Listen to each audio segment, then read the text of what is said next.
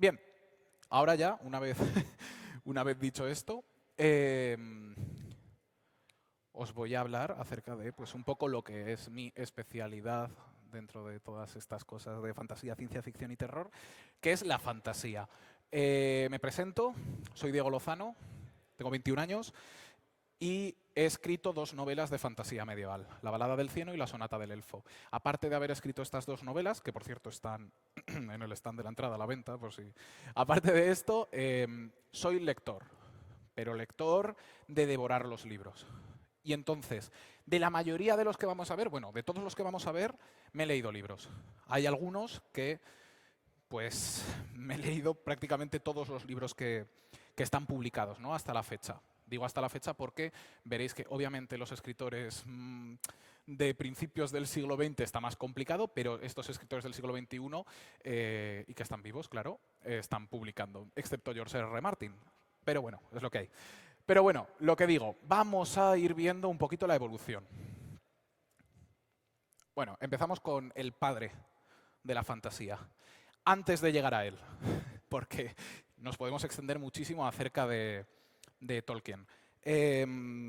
Fantasía ha existido siempre. La fantasía es un género literario, de cine, de todo tipo de medios, de arte. O sea, todo tipo de medios y todo tipo de arte tienen fantasía, ¿no? Pero la fantasía lleva con nosotros desde prácticamente que existe la historia.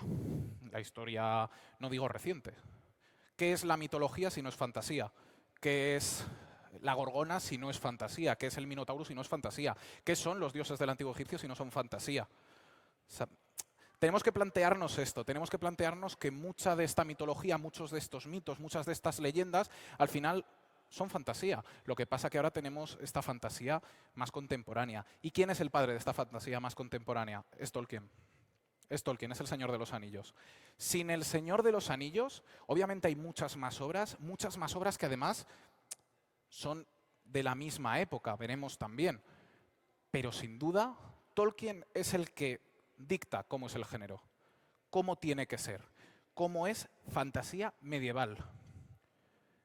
Y aquí es algo que a mí me gusta hacer en esta charla, que es de lo que vamos a hablar y es cómo se nota quién está escribiendo, cómo cada escritor vemos el fondo y vemos al escritor en cada obra de fantasía que vemos. Tolkien, El Hobbit, El Señor de los Anillos, El Silmarillion y tantas, tantas otras obras más. Tenemos Cuentos de la Tierra Media, todas las cartas que envió, todas las recopilaciones, ¿no? Pero al final sus dos grandes obras, ya que no pudo terminar el Silmarillion, sus dos grandes obras son El Hobbit y El Señor de los Anillos. Y ahora vamos a hablar del Señor de los Anillos. ¿Cómo vemos a J.R.R. Tolkien en El Señor de los Anillos? J.R.R. Tolkien es un filólogo. Él es experto en lenguas. ¿Y cómo nos lo demuestra? El élfico. El élfico es un idioma. Es un idioma como puedes estudiar español, italiano, inglés, puedes estudiar élfico. Tiene su pronunciación, su entonación, tiene un idioma.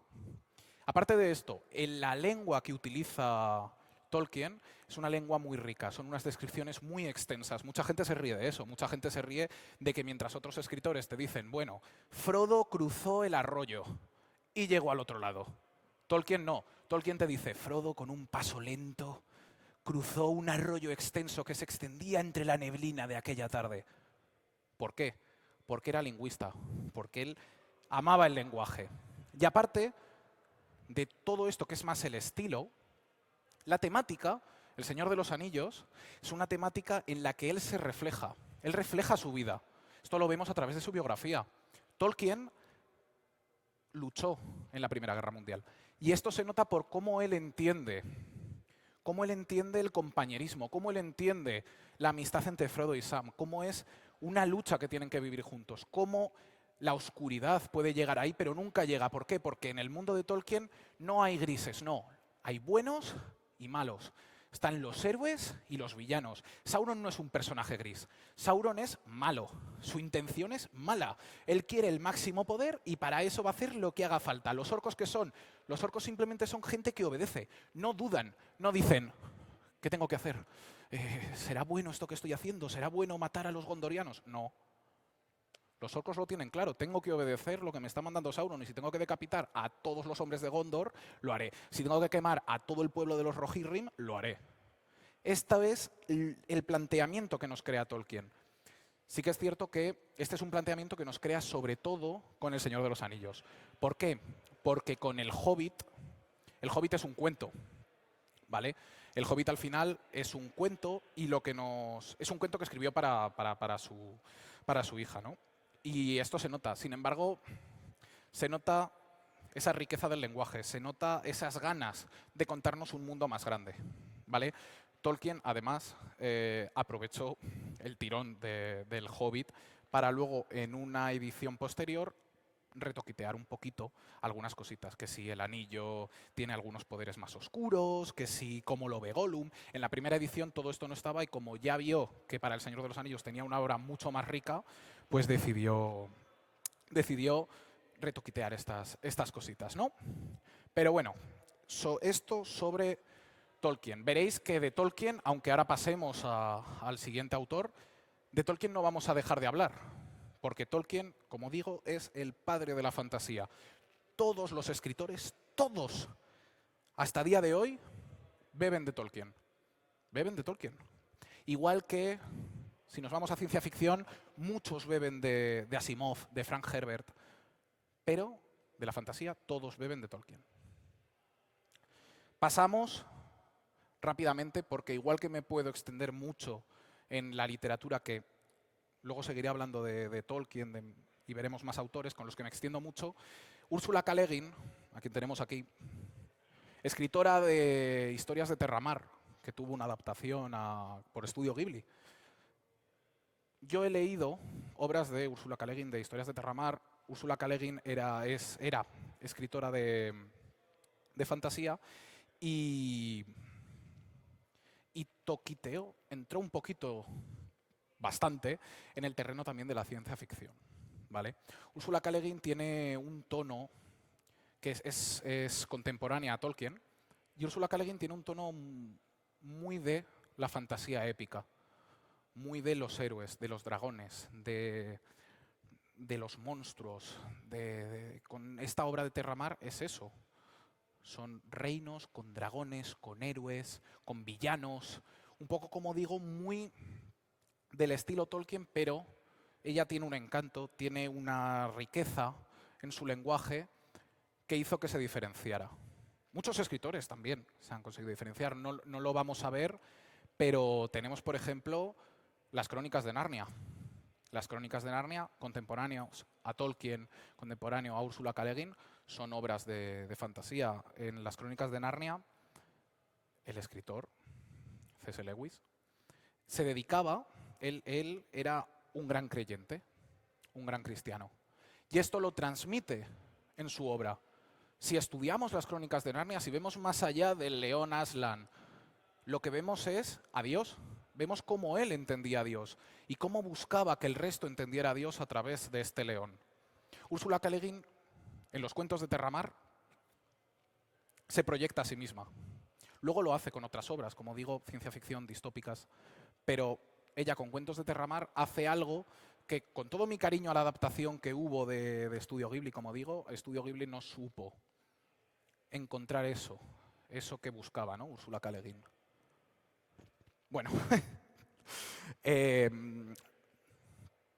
aquí está, lo he querido meter porque, aunque no es la fantasía como la entendemos, Dune es fantasía. Dune son casas, feudos, pero que en vez de ser el reino de Invernalia, es el planeta de Arrakis. Él, Frank Herbert, lo que ve, lo que entiende, es mucho antes que Martin, mucho antes que muchos escritores contemporáneos, estamos hablando de los años 60.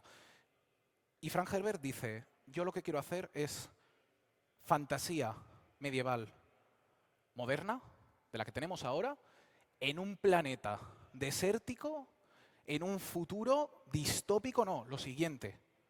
Porque al final Mientras que Star Wars es hace mucho tiempo en una galaxia muy, muy, muy lejana. No, Frank Herbert es en el futuro. Las máquinas se han revolucionado, hemos tenido una guerra, ya no hay máquinas. ¿Por qué? Porque los ordenadores son chunguísimos, no tenemos ordenadores. ¿Vale? No tenemos ordenadores. Lo que tenemos es que hemos vuelto a un sistema feudal, por así decir, en el que cada planeta pertenece a una casa. ¿No? La casa Harkonnen, la casa Atreides, cada uno tiene su planeta y todos ellos se juntan en una lucha de política, de intriga, de conspiraciones en el planeta de Arrakis. Por eso, cuando digo que aunque sea un escritor de ciencia ficción, del que muchos en la ciencia ficción han bebido, George Lucas el primero, Tatooine está inspirado claramente en el planeta de Arrakis, de Dune. Sin embargo, ¿en qué se diferencia? Fijaos, ¿cuál es la diferencia? Más allá de que unos van a caballo y otros van en unas libélulas, helicópteros gigantes, entre Juego de Tronos o Dune. Casas, conspiraciones, política, intriga, traiciones. Bueno, es que cada uno que pasamos es impresionante. Bueno, aquí tenemos probablemente una o la gran razón por la que, del que hablaremos después, Brandon Sanderson se dedica a escribir. Gracias a este señor que tenemos aquí atrás, existe el Archivo de las Tormentas, Mistborn.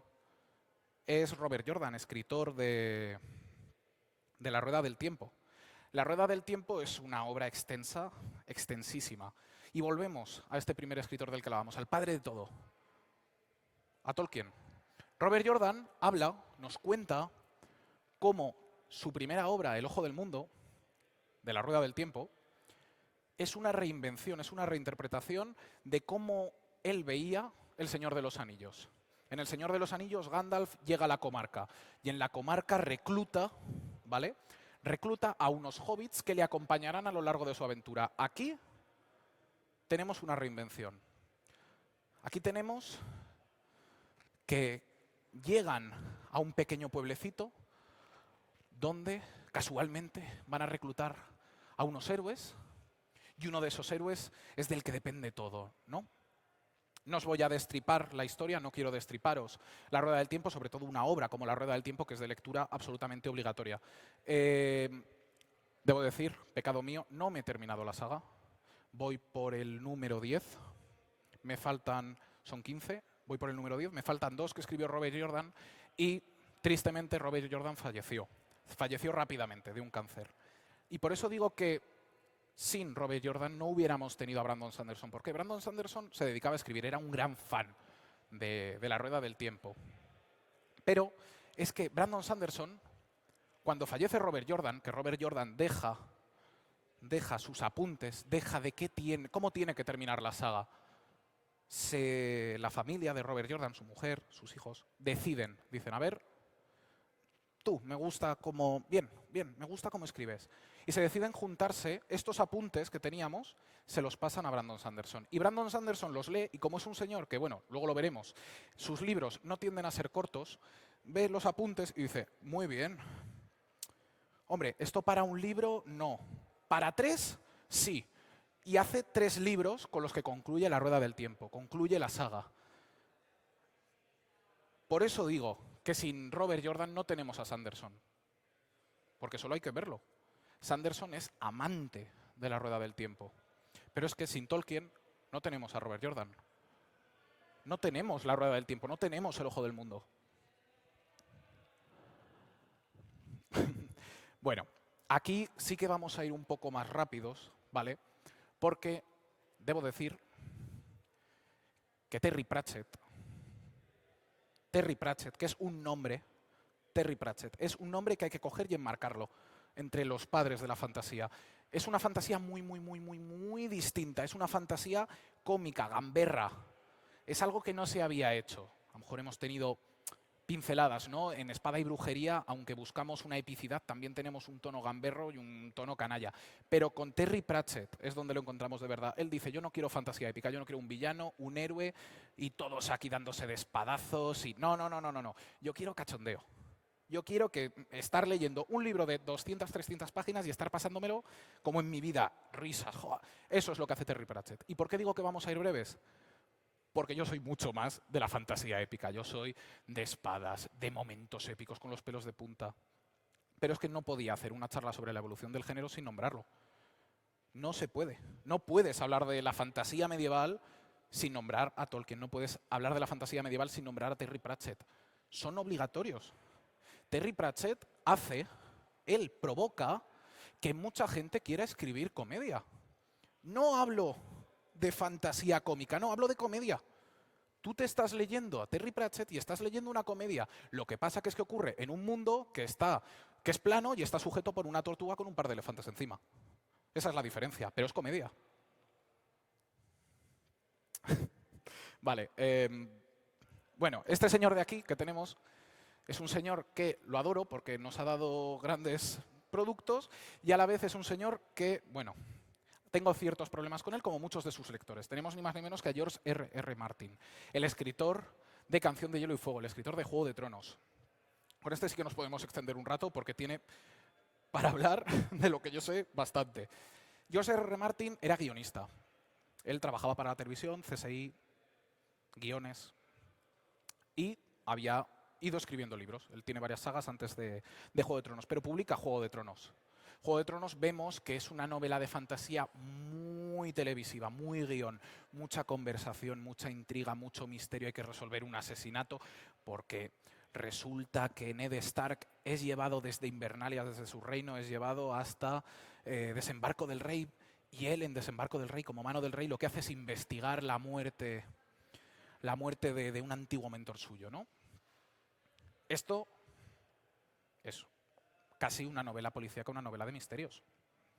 Pero Martin lo que sabe es crear un mundo puramente medieval, porque no es hasta el final del primero de Canción de Hielo y Fuego que ya salen los dragones, aunque sí que tenemos ese prólogo con los caminantes blancos, pero es una novela puramente medieval. Lo dicen ahora con la nueva serie que está produciendo HBO, que es El Caballero de los Siete Reinos, dice, porque ocurre antes de la aparición de los caminantes blancos y después de la extinción de los dragones. Y dicen, es que si lo ves, es una novela medieval. O sea, esto que vas a ver es una serie que podría ser en Gran Bretaña en el año 1300. Pues sí.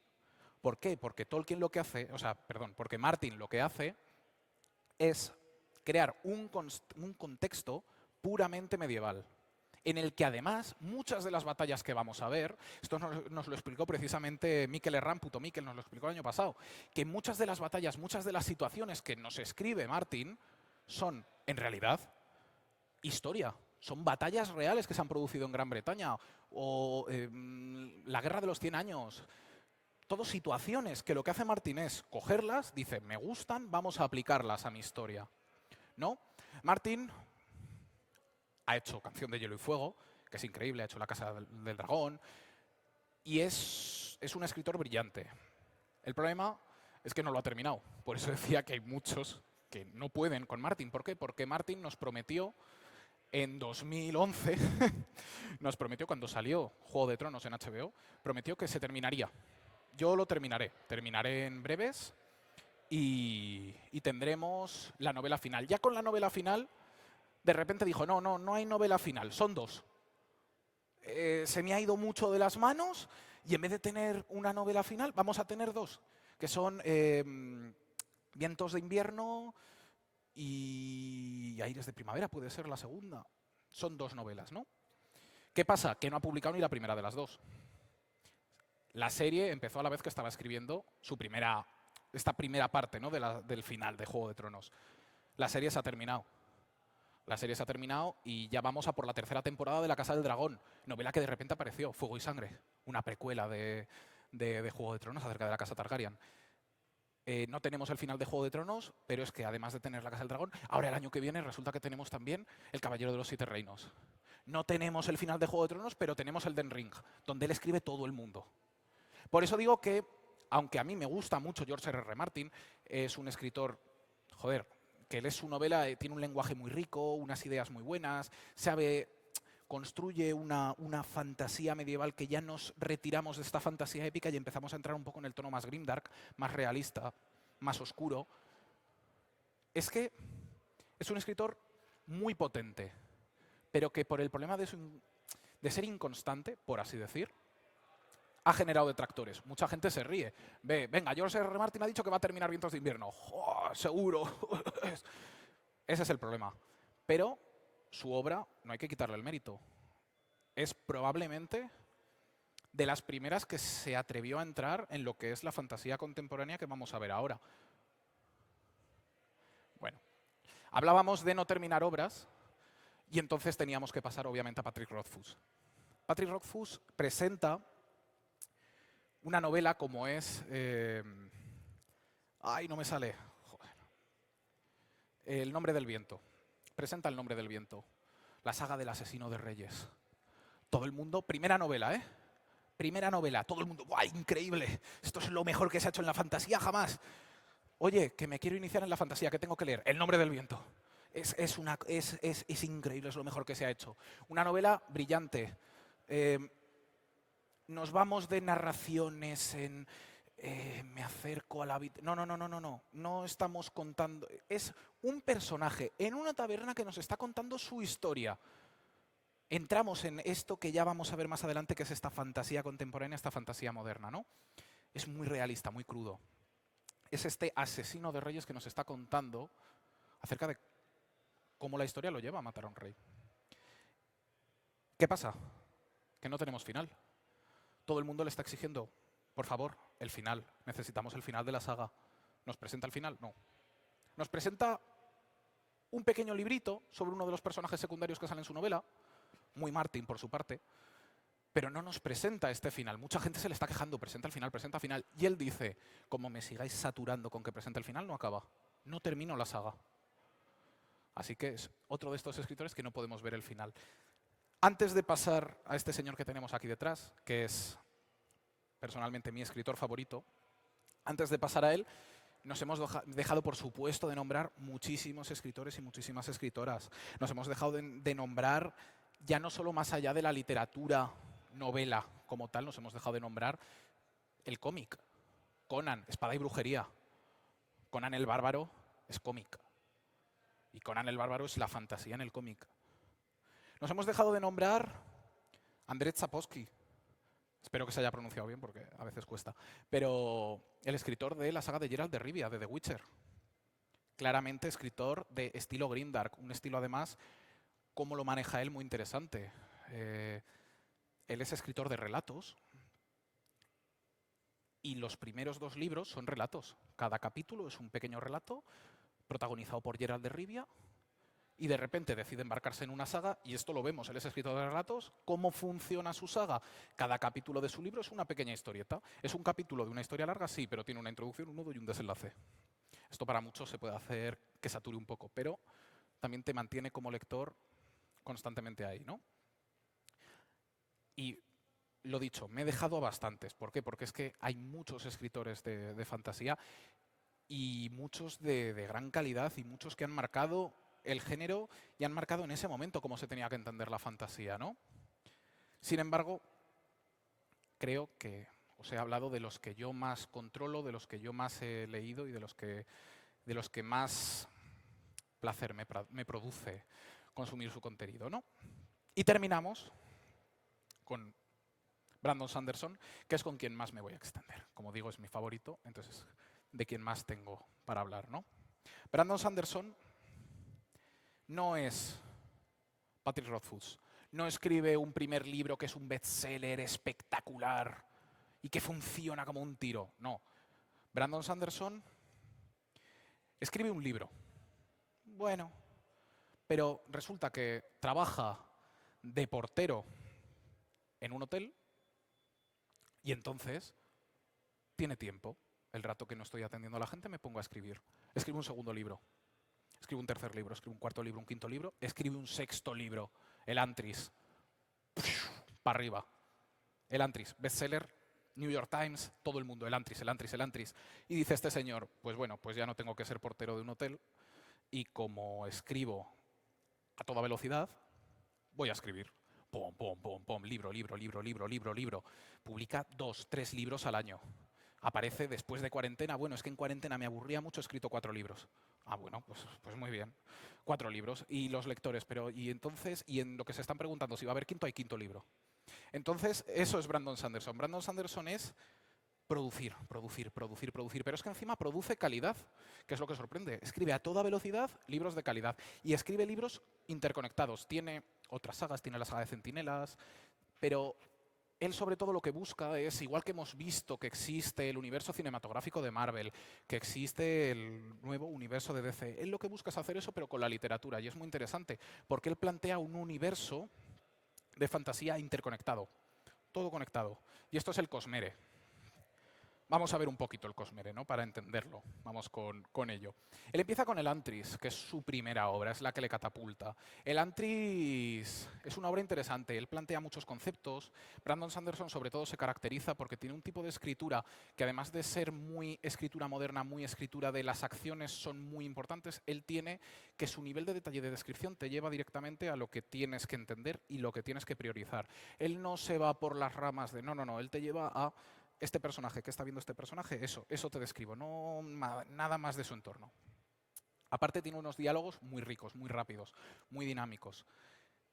Y, aparte, él es mormón, ¿vale? Brandon Sanderson es mormón. Y esto lo demuestra con sus libros. Lo principal de Brandon Sanderson es la bondad. La bondad, el héroe. El héroe es bueno, la gente es buena en el fondo. Sí hay malos, pero no importa. La gente es buena, tiene sus grises, tiene su oscuridad, pero es buena. Y lo importante es esa bondad.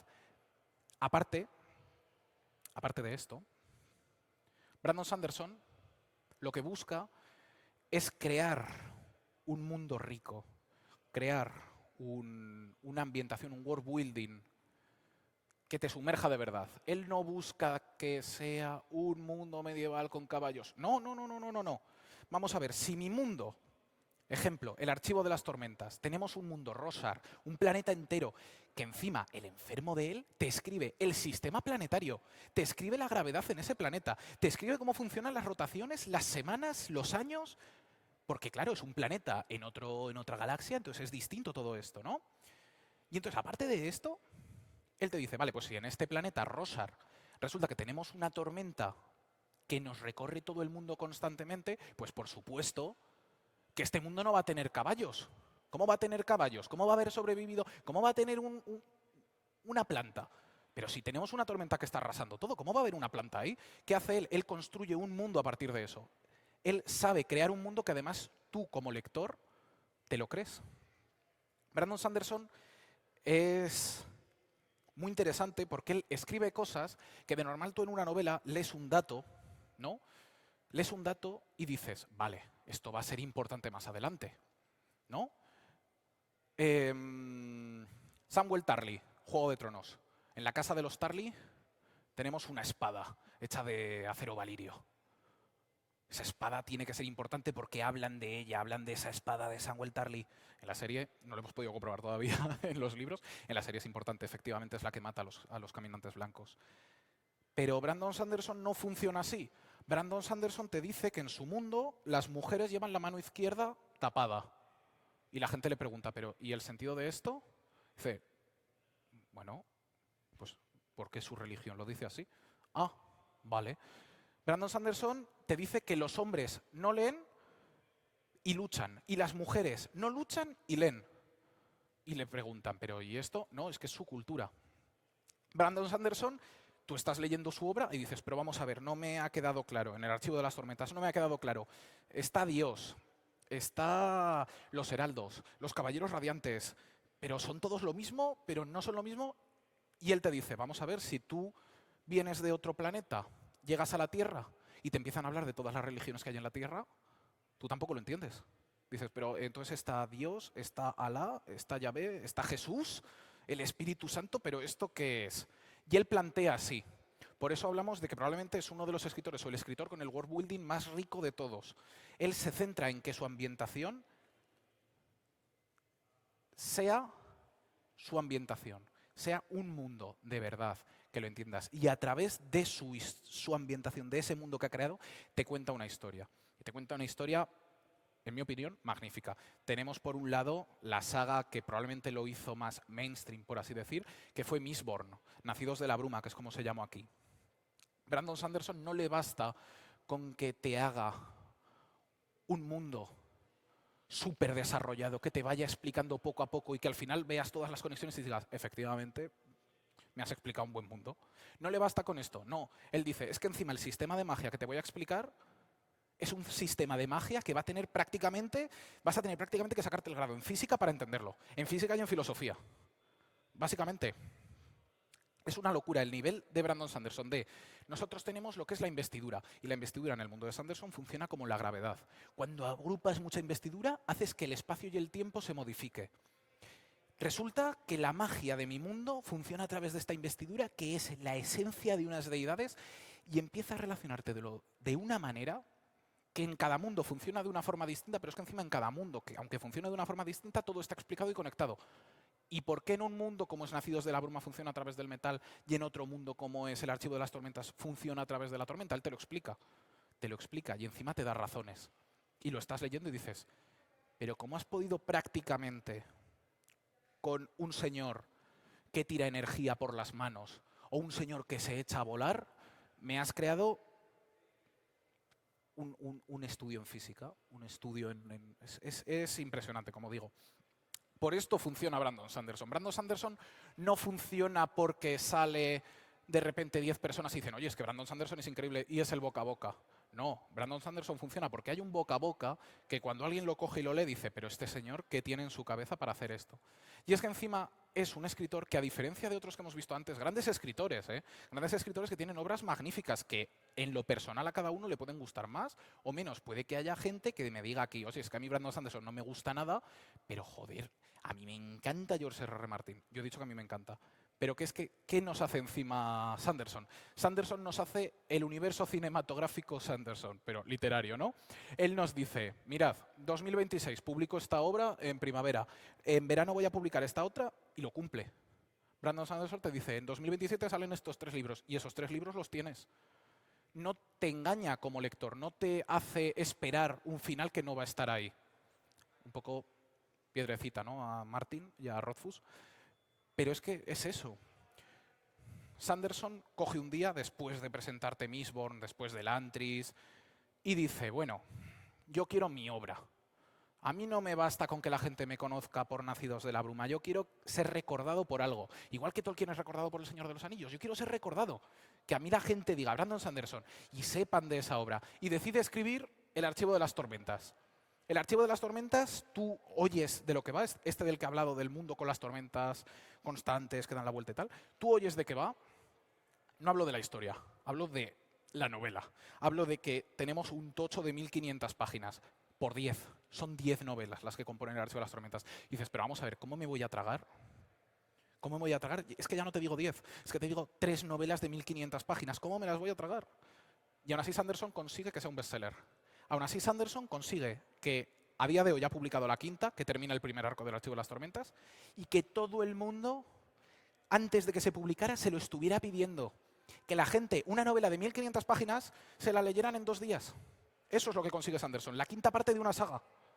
Y que la gente ya le esté pidiendo y preguntando, oye, ¿cuándo vas a sacar la sexta? Porque es que esto tenemos que seguir. Y él diga, calma, calma, que tengo que escribir primero la segunda parte de mi novela debut, que es el Antris, la tercera parte de... Pero la gente le está pidiendo, quiero ya de esta saga de 1500 páginas cada libro, la sexta parte. Y será un bestseller. Eso es lo que consigue Sanderson. Como veis, por lo que sea, parece que me gusta este escritor, ¿no? Parece que me va, ¿no? Pero si nos fijamos, y si ya para casi concluir, ¿no?, esta charla, si lo vemos con retrospectiva, que por cierto, si me podéis confirmar qué hora llevamos, técnicos, perfecto. Si lo vemos esto con un poco de retrospectiva, vemos que Sanderson, sin Jordan no tenemos Sanderson. Sin Tolkien no tenemos Jordan. Volvemos al padre de todo. Pero es que volvemos al padre de todo, ¿qué? Sin toda la fantasía que teníamos antes, sin toda esta mitología, sin todos estos mitos, leyendas, folclore, no existiría el Señor de los Anillos. ¿Qué son los elfos? Sino una adaptación estirada, rubia y con orejitas de los elfitos del folclore medieval inglés, que primero se planteaban más como hadas y llega Tolkien y dice, no, no, no son hadas, son señores muy estirados con pelos rubios y orejas. Vemos que sin entender, casi sin entender, si no entendemos estos orígenes de la fantasía, no podemos de verdad entrar en lo rico de verdad que es Sanderson, Jordan, Martin, esta fantasía más moderna. Como veis, yo me he ido y os he hablado de escritores puntuales, ya lo he dicho antes. Me dejo, pues eso, grandes figuras. Me dejo uno de los que a mí me gusta más. Me he ido más por la fantasía épica. Me dejo la fantasía grimdark, al señor del grimdark, que es Joe Abercrombie, que es contemporáneo. Publica novelas ahora y ahora ha publicado Los Diablos, que es una gran novela. Los Héroes, que es una novela súper valiente, por así decir. Es una novela de 900 páginas y es una batalla. Una única batalla en un terreno que es Los Héroes, la colina de los héroes. Y ahí el señor decide que va a narrar una novela de 900 páginas. Por eso, cuando hablamos de todos estos escritores y tal, todos tienen sus puntos que dices, es que te has atrevido. Y gracias a haberte atrevido a haber hecho esto, muchos después lo van a hacer. Muchos se van a atrever y van a dar el paso de decir, si este señor ha podido y ha sido un éxito, ¿por qué no voy a poder yo? Y eso lo vemos. Como digo, no me puedo extender mucho más porque tenemos más actividades y tal, pero podríamos estar rato hablando ya no solo de la evolución en la literatura fantástica, porque es que al final la evolución en la literatura fantástica es un mundo muy amplio, pero es que la fantasía la tenemos en todos lados. Es que la fantasía la tenemos en el mundo de los videojuegos, que es más reciente, pero es que los primeros videojuegos, el Hobbit de la ZX Spectrum, uno de los primeros videojuegos que existen, fantasía medieval. A día de hoy, Expedition 33 no es medieval, pero también es fantasía de su tipo. La saga Dark Souls, Elden Ring, fantasía medieval. The Witcher, fantasía medieval. Está en todos lados. En el cine, Juego de Tronos, La Casa del Dragón, Los Anillos de Poder, que a mí no, pero Los Anillos de Poder, La Rueda del Tiempo. Fantasía, la tenemos en todos lados. Así que eso, ya lo siento no poder enrollarme mucho más, hablaros de más autores. También he buscado ir un poco a los que yo más conozco y de los que más os podía contar. Vamos a pasar, si os parece, un poco a preguntas y respuestas, si las hay, si queréis saber alguna cosa más de algún autor o alguna recomendación, quizá. Y eso, muchas gracias, espero que os haya gustado mucho.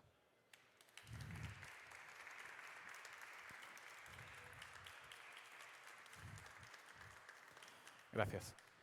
A ver, no sé si hay alguna pregunta. Si no hay, por ahí hay.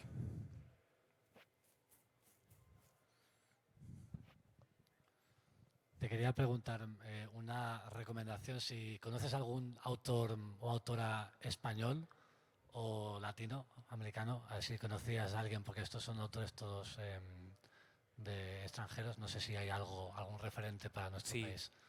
Sí, nos hemos ido muy a extranjeros, nos hemos ido también un poco más a los hits, que si digo el nombre todo el mundo ya, George R. Martin. Pero sí, españoles nos podemos ir, sin irnos muy lejos. Laura Vallejo ha escrito fantasía medieval. Tenemos...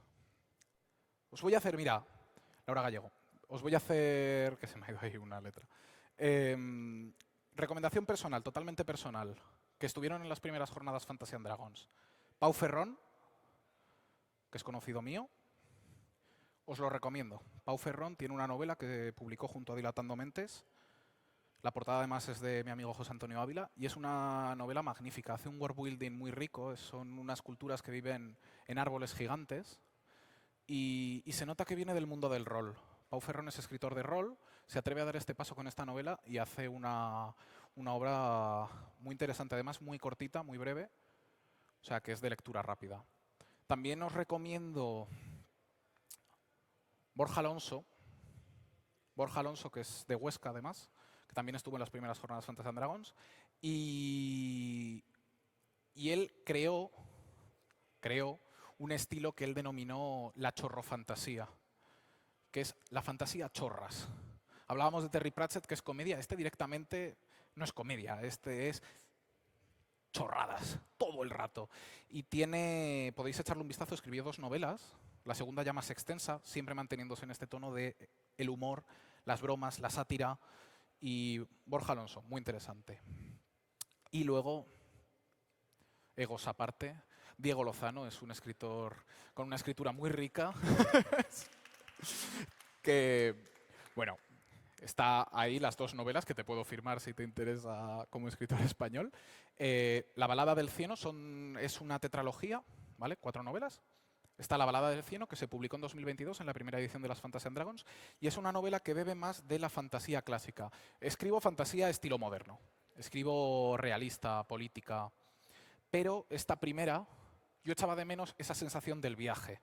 No hablo del viaje del héroe, no hablo de empiezo siendo un Mindundi y acabo siendo el de la profecía que tenía que cumplirse, que tenía que derrotar al malo, no. Hablo del viaje físico, de estoy en el punto A, tengo que llegar al punto B, estoy en la comarca, tengo que llegar a Mordor. Y eso es lo que yo planteé en la primera novela. Son un grupo variopinto de personajes de distintas razas que lo que tienen que hacer es entregar un paquete, son mensajeros. Tengo que llevar este paquete y son las aventuras que me ocurren. La segunda, La sonata del elfo, es una novela mucho más política, es una novela en la que vemos a otros personajes, son autoconclusivas, cada una se puede leer por separado, y en esta segunda novela lo que vemos son a unos personajes, cómo viven sus dilemas personales, sus problemas personales, cómo los afrontan, problemas muy humanos, aunque sean elfos, aunque sean orcos, y cómo todo esto se va juntando y nos va llevando hasta una solución final. Esta es mucho más de esta fantasía contemporánea que os he dicho antes, mucha más grimdark. La primera es mucho más alta fantasía, más épica, más aventuras, más caballeros. Así que esa recomendación te la puedo hacer desde... esa sí que la conozco bastante en profundidad. Si no, también recomendarte que seguro que te pueden echar una mano en su Hogar Editorial, que están ahí, que también traen novelas de escritores de aquí de España. Así que espero haberte resuelto la duda un poquito. No sé si hay alguna pregunta más, si queréis... Espera, que te pasan micro. Vamos a ver tu opinión. Bueno, como mi generación, lógicamente es más de Tolkien que de todos estos actuales. Acércate al micro. Entonces, sí, perdona. Tolkien, como tal, empieza a escribir El Hobbit en la Primera Guerra Mundial, en las trincheras. Y una cosa que me llama la atención y querría ver cuál es tu opinión, es precisamente el comienzo del Hobbit. ¿Te acuerdas cómo es? Era un agujero en el suelo. Sí. Ese agujero en el suelo es una trinchera. Y tiene que ver precisamente todo el maniqueísmo que tiene de buenos y malos, que lo marcó mucho su propia experiencia de guerra. Bueno, esto ya es mi opinión personal. Los Entonces, hay pretendo, que son claro. especialistas en Tolkien que han estudiado a Tolkien. Igual que pues, ayer Joseph Abonaut ha estudiado a Peter Jackson. Ha estudiado a Peter Jackson y se sabe todo cómo funciona el cine, la mente de Peter Jackson. Pues los hay que entienden y saben cómo funcionó la mente de Tolkien, ¿no? Dentro de lo que cabe, no puedes llegar a conocer a Tolkien del todo porque Tolkien era una mente que estaba muy por encima. Pero en esta pregunta que tú me haces, esto que me dices acerca de este inicio en el agujero, en un agujero vivía un hobbit, no era un agujero húmedo, ni era un agujero... Aparte de que quizá sí que vemos esta trinchera, yo que más que esta trinchera lo que veo es lo que quería Tolkien. Tolkien no quería estar en esa trinchera jugándose la vida. Tolkien no quería estar en la Primera Guerra Mundial viendo cómo morían sus amigos y cómo los que eran malos mataban a sus amigos. Él no quería eso, él quería estar en su casa caliente con su chimenea, comiendo, desayunando 2 veces si hacía falta. Él quería ser el hobbit que estaba en la comarca tranquilamente y que quizá, por causas de la vida, venían unos enanos con un señor mago y se lo llevaban de aventuras. Pero también entendemos que ya no solo es lo que él quisiera, quizá es lo que él se veía que había pasado. Él se veía que él había estado tranquilamente comiendo en su casa, tranquilo, en una casita estupenda, y habían venido unos señores, se lo habían llevado a aventuras y se jugaba la vida. Y había unos señores muy malos y él era muy bueno y sus amigos muy buenos. Entonces también debemos de ver un poco cómo funciona. Que quizá ese agujero pudiera darse porque la situación en la que él estaba en ese momento, el lugar en el que él estaba. Sí, no dudo de ello. Perfectamente puede ser que le influyera, que provocara estas descripciones, estas ideas de lugares, ¿no? Pero yo también creo que veo una intención clara de lo que él considera que es la buena vida. La buena vida no es esos momentos en los que Bilbo está a punto de ser devorado por unos trasgos en la ciudad de los trasgos. No, eso no es lo bueno de la vida, ni estar enfrentándome a un dragón. Lo bueno de la vida es que estoy en mi casa desayunando, o lo bueno de la vida es que vuelvo con un tesoro lleno de oro a mi casa y todos me creían muerto. Pero vuelvo aquí, estupendo, y me encuentro a los Sacovilla Bolsón intentando robarme las cucharas de plata. Eso es lo que Tolkien cree que es bueno. Creo yo, ¿eh? Como digo, ni soy experto en Tolkien ni en cómo él pensaba, pero yo como lector y como conocedor de su vida, creo que es lo que él buscaba transmitir. No sé si hay alguna duda más. Otra duda. Pasa el micro. Hola, buenas tardes. Gracias, Diego, por esta magnífica charla que nos estás Gracias. dando. Una pregunta tengo para ti. ¿Cómo se trata la muerte? ¿El qué, perdón? ¿Cómo se trata la muerte en toda esta, en estos, todos los autores que nos has hablado y en tu saga? ¿Cómo se trata la Bueno, muerte? a ver, la muerte se entiende de maneras muy distintas según el escritor. Como he dicho al principio, todos los escritores se nota lo que son. Filólogo, lingüista, músico. Yo, sin ir más lejos, no lo soy. Estoy estudiando ingeniería biomédica y eso se nota. Me gusta meter cosas científicas. Pero la muerte se nota en las creencias del que está escribiendo, cómo las entienden cada uno. Tolkien, volviendo a este gran escritor, la muerte la ve como el final del camino, pero también nos deja entender que es idílica, es tranquila. Son estos puertos grises en los que se marchan los elfos a su tierra, regresan a su tierra en la que son inmortales. Sanderson, mormón, la muerte desagradable, la muerte apuñalado por la espalda es una muerte sucia, es una muerte fea. La muerte tranquilo, rodeado de tus seres queridos, que te conecta con Dios, esa es una muerte perfecta, preciosa. Aunque sea muerte. Pero Sanderson, como él tiene las creencias que tiene, lo ve así. Escritores ateos lo ven como el final. La muerte es lo peor que te puede pasar, se ha acabado. Ya está, hasta aquí hemos llegado, fin, adiós. Y este personaje no vuelve a salir. ¿Por qué? Porque ha muerto. O luego tenemos las Crónicas de Narnia. Las Crónicas de Narnia, como he dicho, su escritor era muy creyente. Y él buscaba transmitir su creencia cristiana con su novela. Aslan es Dios. En sentido literal y figural. En las Crónicas de Narnia, Narnia es a donde llegas cuando mueres. Cuando has sido bueno. Esto lo dice. En Narnia, no voy a spoilear lo que sucede, ¿vale? Porque me parece que es una obra que hay que leer. Pero en las Crónicas de Narnia, tú cuando mueres y has sido bueno, cuando has sido bueno, llegas a Narnia. Llegas a Narnia y todo es perfecto en Narnia. Tienes a Aslan, tienes a todo el mundo ahí, a los faunos, a todo el mundo en Narnia. Cuando eres malo no llegas a Narnia, pero tampoco vas al infierno. En las Crónicas de Narnia no vas al infierno, en las Crónicas de Narnia no llegas a Narnia. Te quedas ahí, tu alma triste, apagada. En mi novela, bueno, yo es que mis creencias me las guardo un poco para mí, pero en mi novela la muerte no se entiende desde el punto de la persona que ha muerto, se entiende desde sus seres queridos. Cómo vive en la muerte cada personaje que está a su alrededor. Hay un personaje que, por ejemplo, es Purfus, es un imperial, es un soldado, que él daría la vida por el imperio. Él siempre está, yo daría la vida por el imperio, yo lucho por el imperio, yo quiero al imperio. Si alguien ha muerto, pero ha muerto luchando, es un héroe y se le recordará como un héroe. Y él, si muere, quiere morir luchando por el imperio. Otro personaje, uno de ellos, no voy a decir quién, fallece uno de sus seres queridos. Y esto desemboca en prácticamente una trama entera de él superando el duelo. Él. No me importa cómo viven otros o cómo vive el muerto. No. Yo me centro en él. Él ha perdido a quien más quería. Se le ha ido. Ya no está. ¿Y cómo lo va a afrontar? ¿Cómo afronta esa pérdida? ¿Qué supone para él? Yo es un poco como lo veo y como lo quiero transmitir en mis novelas. Más que lo que digo, pues llegas a Narnia cuando mueres. No, a mí no me importa dónde llegues.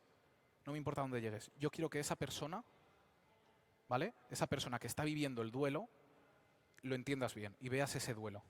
Y luego ya él puede tener sus creencias, las creencias que quiera. Yo como escritor también busco que veas que cada uno cree en cosas distintas, opina en cosas distintas, ¿no? Yo creo que es un poco lo más rico. Como digo, luego mis creencias me las guardo para mí, por eso también busco que todos los personajes tengan una creencia distinta y puedas sacar conclusiones distintas.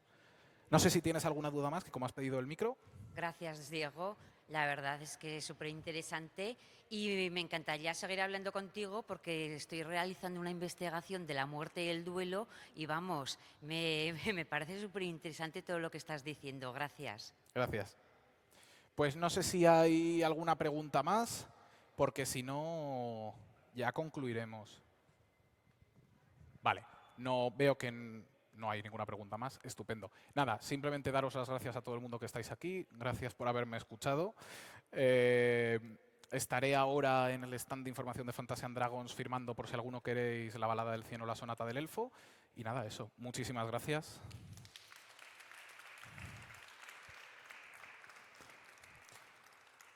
Ahora yo me bajo, subirán para la siguiente actividad. Gracias.